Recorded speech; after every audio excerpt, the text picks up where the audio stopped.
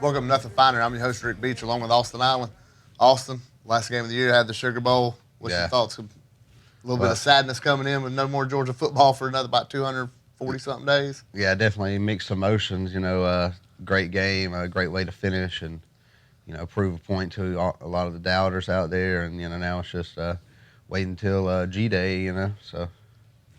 Yeah, I mean G-Day's going to come up. You got spring practice usually starts mid-March, so you ain't got too long. Knowing college football never really ends because now we're going into recruiting with signing day in February. Then we'll go to spring practice and G-Day. But let's step back a little bit and look at the bowl game. Yeah. Georgia obviously coming off a 26-14 win over Baylor. Really, the game was never in question. It seemed like Georgia did what they did all year.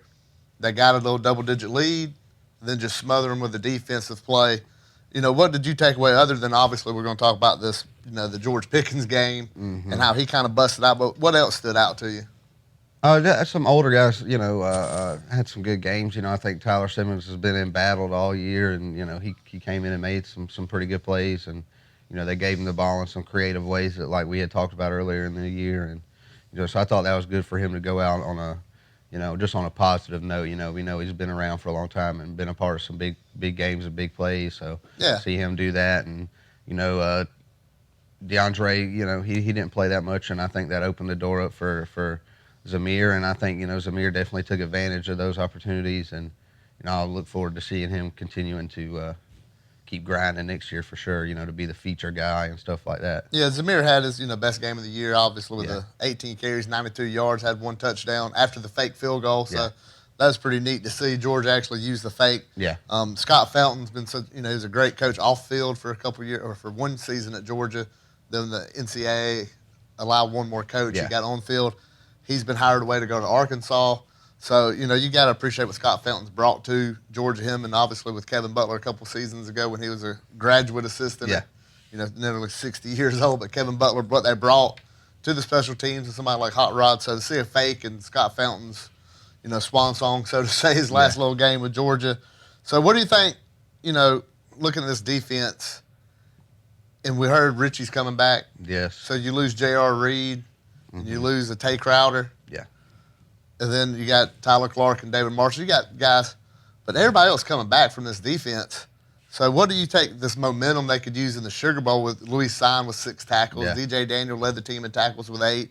So with everybody coming back next year other than J.R. Reed on the backside, how much potential you see with this defensive backfield? It's through the roof, especially in that secondary. And, I think Richard LeCount coming back is huge. He can kind of slide into where J.R. Reed was at and, kind of be the play caller, the leader of that defense. And, I think that's huge. I think Louis Sign getting in, he's definitely an athletic kid. I mean, he probably could have, got in at any point of the year. I'm sure he's just as good as JR and Richard. Right now they just, giving these guys their chance to shine. And I think now it's Lewis's chance to shine and step up. And, and as far as the front goes, I think losing Tyler Clark is a bigger deal than I'll make it. But, I think as deep as this line is and then Warren Brinson and Jalen Carter and some of these guys coming in, I think we're going to be fine on the front. So I think the sky's really the limit for this defense, Yeah, I mean, I think as much talent as you got coming back, when you see what's coming in, obviously we got another commitment with Keely Ringo coming over.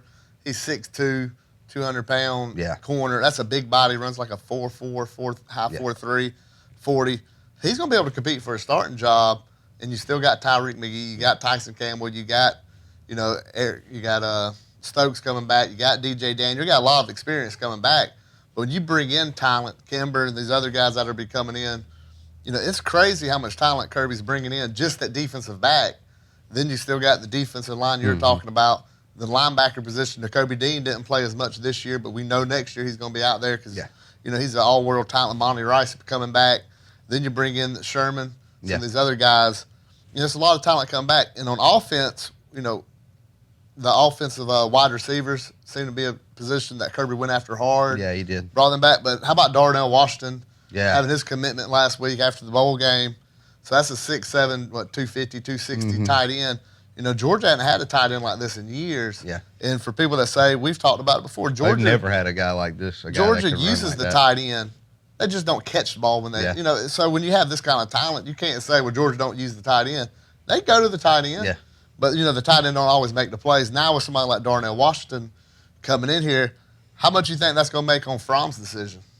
I think Fromm's decision has been made. I think they've been very quiet about it. I think Fromm's done a very good job of shifting all the focus off of whatever he's going to do and just putting it back on the team. But I've always believed that I think he's going to come back. I think he's going to finish and graduate and do those things. I think he really wants to do those things. So, I think having these guys that Kirby brought in doesn't hurt. It makes that decision a little bit easier, I'm sure. Yeah, I mean, you got the wide receivers coming in. Him and Pickens showed that chemistry that, Pickens came in June. Takes a little while for that chemistry to build up. 12 catches, probably like 14 targets, I think, at the Sugar Bowl for Pickens, 175 yards, most of it all in the first half. Yeah. So he had 165 in the first half. Yeah, he caught 1 for 10 in the second half. He blew up coming out, right out the gate. And Baylor, tried to play man-to-man on him. And that showed that don't work. So you bring in someone like Roseman, even a Darnell is going to take a safety over him. And next year, you look at this wide receiver core and think the talent's there, the potential is going to be through the roof. Yeah. So with Fromm, with his decision, which I think either decision he makes is going to be a good decision for him. Right. If he comes back, yes, that helps the University of Georgia, and it can help him get a little bit better. I feel quarterback position is a position you need your 4 years. You look at all the big-name NFL quarterbacks for a long time were 4-year guys, and I think for Fromm having that extra year of getting better, but I really don't see why he couldn't make it in the NFL right now. Anytime somebody tries to have an argument, they want to bring up arm strength.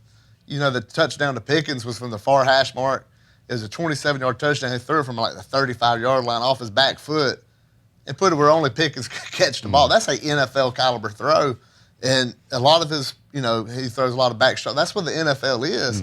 And I don't see why he wouldn't be able to succeed in the NFL, but I still think he's going to come back.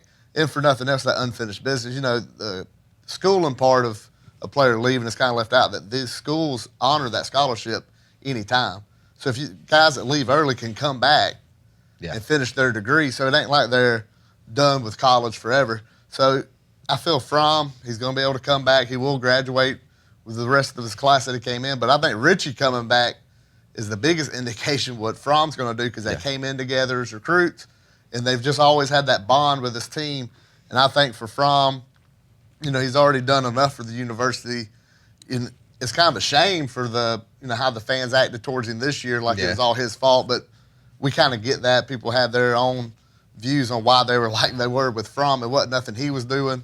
But I think he'll come back, and I really think that's what the next year hinges on, because you don't want to have a true freshman quarterback in Carson Beck or a redshirt freshman in Memphis. Yeah. With these kind of weapons that are coming here, you want that seasoned veteran and that field general that Fromm's, been so good at it his whole time.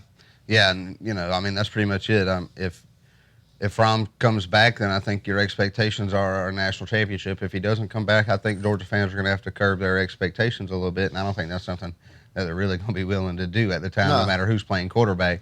So I think that's something they should really think about before they try and push Fromm out the door so heavily like a lot of them do, which is kind of crazy to me, because after everything that he's done and all the plays that he's made, and, to deal with the depletion on offense that he's dealt with this year. And, I think him coming back, I think it could be something, I think this could, could be one of the most talented Georgia teams, definitely since Kirby's been here coming up, especially if he does decide to come back. Yeah, because we had a lot of talent coming in this year, but obviously wide receiver took a bigger hit. Nobody expected Holloman to leave the way he did.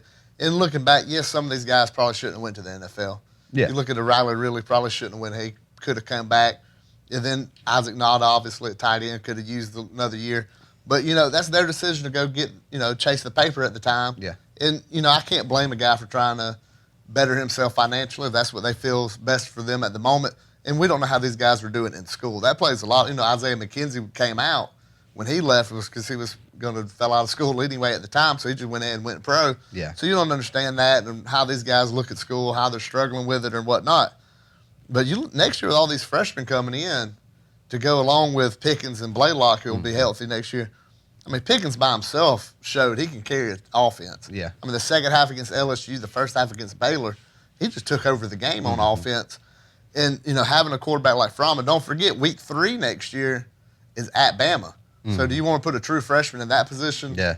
And, people can say if they want Georgia's, lack of success against Alabama. It hasn't been because of Jake Fromm. No. He's played played lights out in the 2 games against Alabama, and the team's just come up short. Mm-hmm. So you got to think, if you're going to roll into Alabama next year and get a victory, where Georgia's at, going to be year 5 with Kirby, you're at that point. You're expecting to win in that game. Yeah. That's a game you're supposed to win.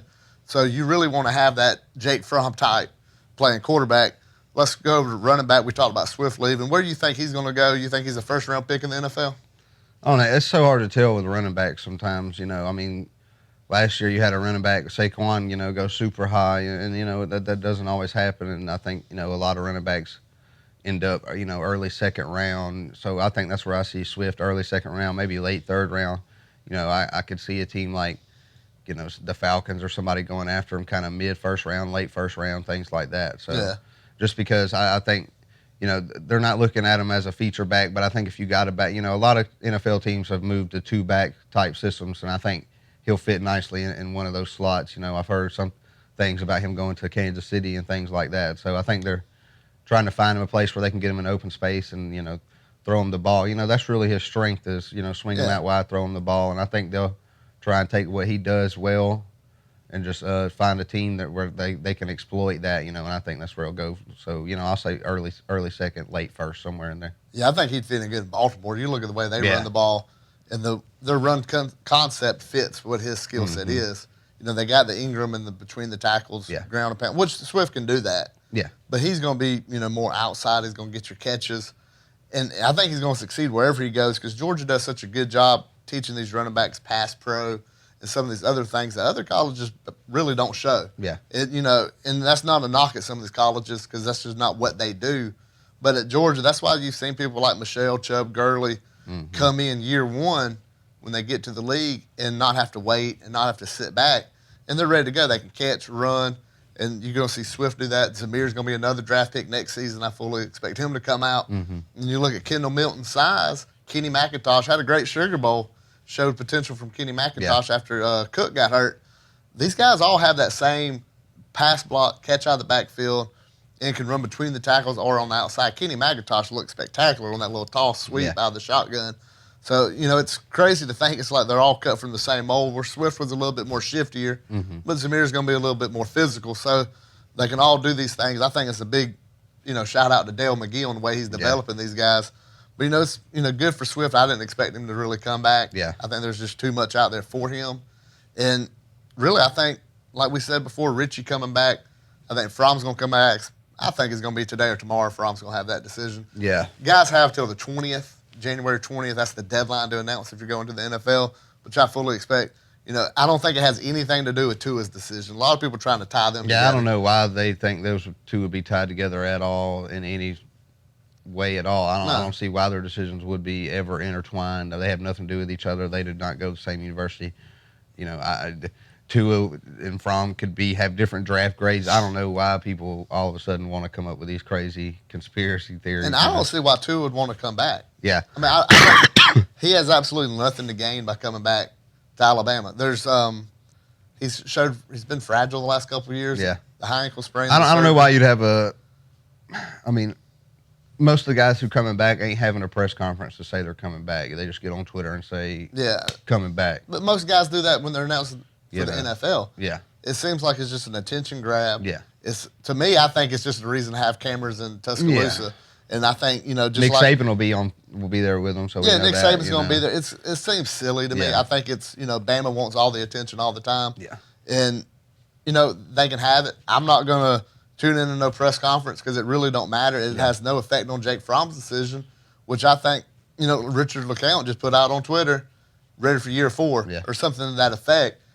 And, he didn't have a long post. He didn't have a picture. And he just said he was coming back. And I think that's the new way it should be done. Yeah. I remember when Stafford went pro in 2008.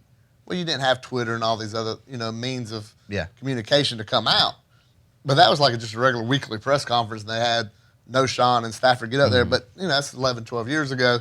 Now, I don't see the point in this press conference. Yeah, and I agree. I think it's just, just more, Bama wanting the media on them. And, I think they want eyes on them. And, I think Nick Saban thinks whenever you can get that Alabama A in front of a camera, I think he's going to do it and find a way. You know, we know he did the reality show, the barbershop thing. You know, Nick Saban loves getting in front of that camera and kind of publicizing himself and publicizing the university. It is a recruit tactic. Yeah, you know, totally. That's all it is.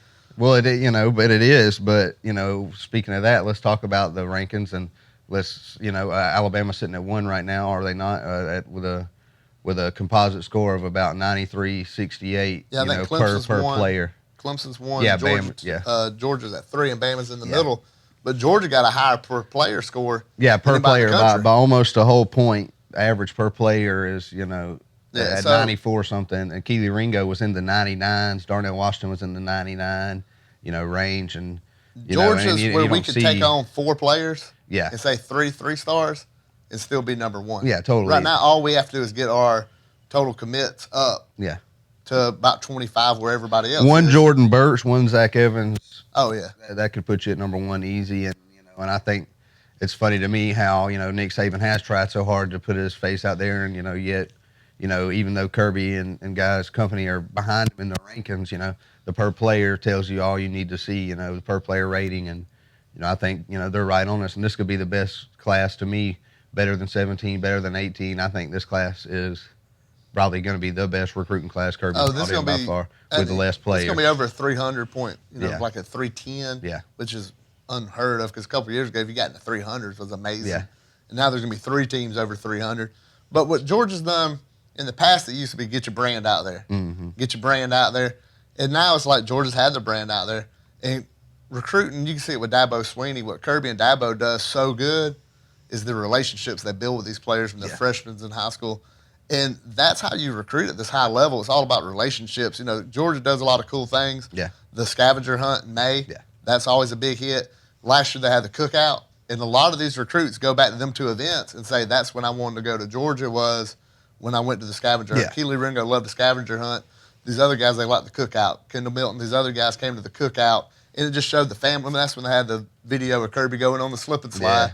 Yeah. And it just shows the family atmosphere they have there.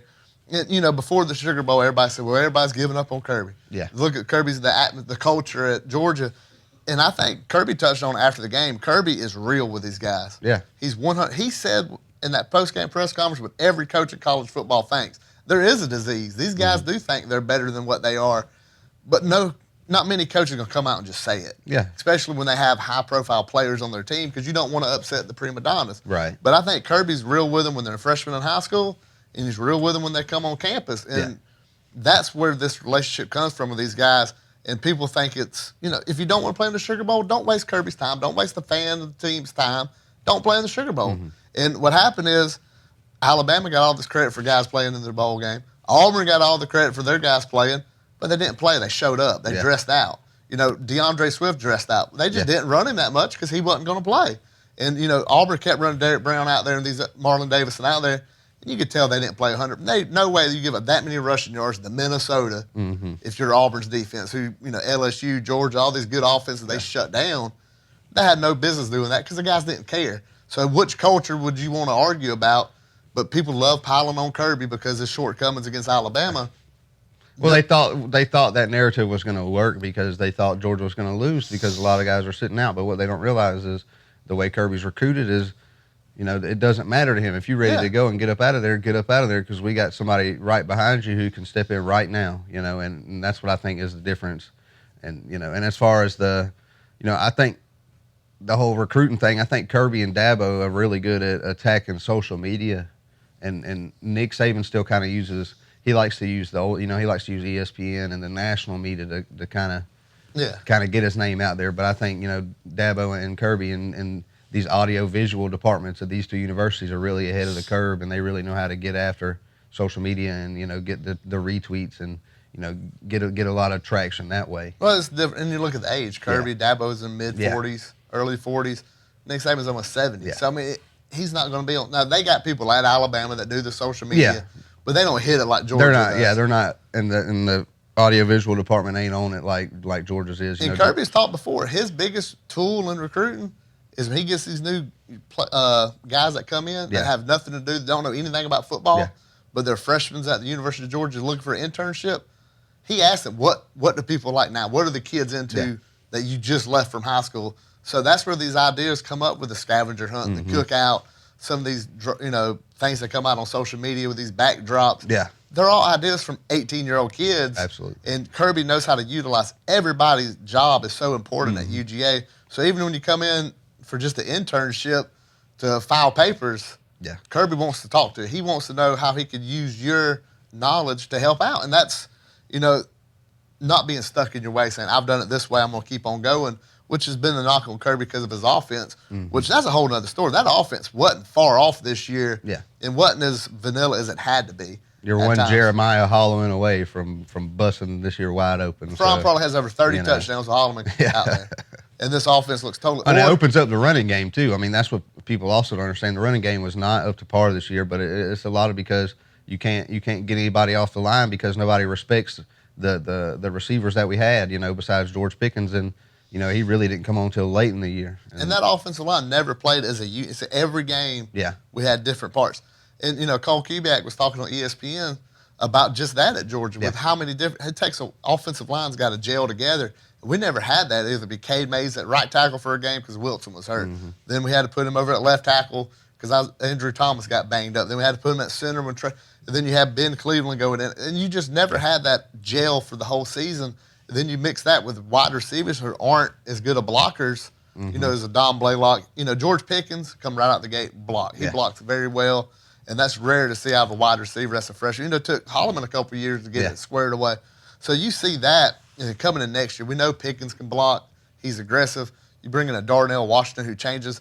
I've seen a lot of whiffs at the tight end position this year, especially on the outside. Even in the Sugar Bowl, you saw Charlie Warner. Yeah, I missed the one. Eli Wolf. Just whiff on, that's a 2-yard loss. That's a 12, 14-yard gain if they make that one block. So that's a big difference. And like you said, the running game struggled for the same thing the passing game with the wide receiver play. And you mix that with the offensive line. It just wasn't as good as I think we had a lot of fans, and I'm included, that wishful thinking of it's going to be okay. Yeah, it's going. Well, in the summer when we heard the Jeremiah Holloman news, we thought we could overcome it. Because these guys have been around, and you know that they, they're on scholarship just like everybody else, and you feel like they should be able to go make plays, and that's just not how it worked out. And luckily we had Pickens and Blaylock to pick up that slack and kind of carry us through some of the dark times. But you imagine if we didn't get Pickens? Oh God, if he didn't flip on signing day. That'd be bad. It'd be real bad. We wouldn't have won that Sugar Bowl. We could have easily lost a few games without Pickens, and even Cager to that effect early in the season when he was healthy. Think about if we didn't talk him into because the plan was going to have Cager and Holloman. Yeah, and that was going to be a pretty good core. Yeah, and then then you add the Pickens and say, okay, I can see this kind of looking good. Blaylock coming in as the fourth, and then as the season went on, Kirby never really had injury issues. Until this year, and it wasn't really major injury, just little bugaboos kept coming up. And really and truly, I think momentum's through the roof right now. Definitely. I think Georgia's going to wrap up signing day in February on a high note. I think they're going to hit spring practice. They're going to have all, Fromm coming back would even help that momentum even more. Yeah, absolutely. As if Georgia needs more momentum. Yeah. But I think spring practice is going to get the fans high. Everybody's going to have all of this expectations. Everybody want to see Fromm bench then, too, if he does come back. They'll say start Carson Beck. But there's that's the negativity in the UGA fan base. I think it's more of a fan base that's just ready for that second shoe to fall all the time. So they try to find something negative to talk about. So when it happens, they can say, told you so. Yeah. When really and truly, they just want it. Nobody wants it to happen, but they just want to say, told you so it don't make them feel as bad when it does happen. Yeah, exactly. And they don't want to get attacked on social media because everybody thinks, it is what it is. Until Georgia does win one, we're going to hear 1980 jokes. Yeah. That's what it is. There's nothing you can do about it. I just say embrace 1980. You don't let them hold that over your head. 1980 was a great team. Yeah. It had the greatest running back of all time on it. Yeah. The defense was, had Irk Russell on there. It was just a great team. So they want to talk about 1980. We can talk about 1980. Well, I'm just don't let other fan bases try and take away what UGA's done since Kirby Smart's been here, because it's been nothing short of amazing. And anybody trying to take that away, obviously, is just trying to poke and pick, and they're not really paying attention. Well, no fan base is going to want to give you credit, especially when you're building something to the effect of what Kirby's building towards. Because you look, he's projecting like Dabo. It took Dabo, I think, 6 years to win one at Clemson. You know what? But Dabo didn't have Nick Saban. He didn't have, these Dabo Auburn came teams. from literally nothing Yeah. to where he was at, and it You took know, a they had while. some great teams. They had Sammy Watkins and Tanja Yeah. Boyd, and they kept coming up a little bit short, a little bit short. But once Clemson bust through, Yeah. they ain't looked back since. Real quick before we get out of here, football season, we know the actual season's over with, but it's never actually over, like we said, with the recruiting coming up. How about the basketball team going up to Memphis? Oh, yeah, that was a good game. Beat number It was a lot of 9. fun. You know, the 3-point win. That was, I think they said 15 years since Georgia had a win over a top 10 team on the road. But you're looking this week, Georgia got number 17, Kentucky. That's going to be at 9 p.m. on ESPN Tuesday. Then Saturday on ESPN 2, I believe, they play Auburn, another top 10 team on the road. So the Georgia's sitting at 10-3. And for the first time in a while, if we can win this weekend, you're talking about a team that we could be in the tournament without having to win the SEC. Yeah. Which at Georgia, it's been like, if you don't win the SEC, you don't get into the NCAA tournament. Yeah. But if they can beat Kentucky and or Auburn, if they beat Auburn, they're going to get into the tournament just because I think they two just road split wins. one of these. If they can split these next two, and you got one at the Steg, you got the one Tuesday night in Athens, they can be a tournament team, but don't sleep on them in the SEC tournament. Now, I know Auburn is a really solid team. Right. And, you know, that's year 6 or 7 for Bruce Pearl. Yeah. So they should be where they're at. And, you know, tip you hat to Auburn. They're a lot better than anybody ever expected Auburn basketball to be. Yeah, Bruce Pearl's definitely done. Yeah, oh, God, he's taken them from where Georgia's been for the last 15, 20 years, other than Dennis Felton years, which was awful. And, you know, Georgia's trying to get to that point with Tom Crean, who's a national coach, you know, went to the Final Four. You know, he coached Wade down at Marquette. So, you know, it's a national coach, and the SEC's got Rick Barnes. You got a lot of national coaches now. And Georgia's next in line, looking like a tournament team. So you thinking a split this week with Kentucky and Auburn? Yeah, I mean, I don't know which one they'll win or lose, but I'd like to just see a split, or, you know, go undefeated would be optimal. But I think going 1-1 this week, you know, is huge moving forward. So yeah, and you know what? With these recruits start taking these visits, these basketball games. Yeah. If the atmosphere gets good, that helps football recruit because these guys come out to that. So that's all we got this week. Don't forget, Tuesday night, 9 p.m., ESPN. Or if you're up in Athens, go to the Steg, check them out. Get on social media, Twitter, @NothingFinerPod, Facebook, search Nothing Finer Pod, YouTube, hit subscribe. Please hit that subscribe button. Like this video, leave a comment. You know, all kind of interaction. We'll interact with anybody. If you want to leave a comment, we're pretty good about commenting back with you. We like to go, you know, a little banter back and forth with the people on here. Hold on real quick. Clemson or LSU, who you got? Oh, I got LSU. We're going to go SEC. I think it'll be a good game. Defense wins. This is our last show in this setup. I'd like to thank WYBU. Yeah. We've enjoyed this season. The National Audio Video Services, call them. Get your screen for the National Championship game coming up. Call them up. That's all we got. God bless. Go Dogs.